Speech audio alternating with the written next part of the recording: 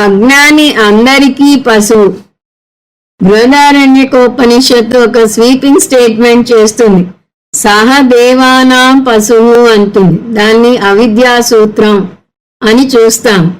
అంటే ఎవరైతే దేవతలకు పూజ చేస్తారో అతను పశువుతో సమానం అని చెప్తుంది. తర్వాత మంత్రంలో దేవతలకే కాదు ఇంకొక అడుగు ముందుకు వేసి అందరికీ పశువు అంటుంది. అంటే అతను ప్రపంచంలో అందరికీ సేవ చేయాలి అంటుంది. అతని శాస్త్రం ప్రకారం అందరికీ రుణపడి ఉన్నాడు. వారికి సేవ చేయటం ద్వారా ఆ రుణం తీర్చుకోవాలి. అంటే వైదిక కర్మలు చేస్తూనే ఉండాలి. దీని నుంచి బయటపడే మార్గం ఏంటి అంటే జ్ఞానం వల్లనే ఈ శిక్షను తప్పించుకోగలడు. లేకపోతే మరణించేదాకా కర్మలు చేస్తూ ఉండాలి. కర్మల్లో కొంత ఆనందం పొందవచ్చేమో కానీ కర్మ చేయటం ప్రాథమిక విషయం అవుతుంది. సర్వేషాం భూతానాం లోకః.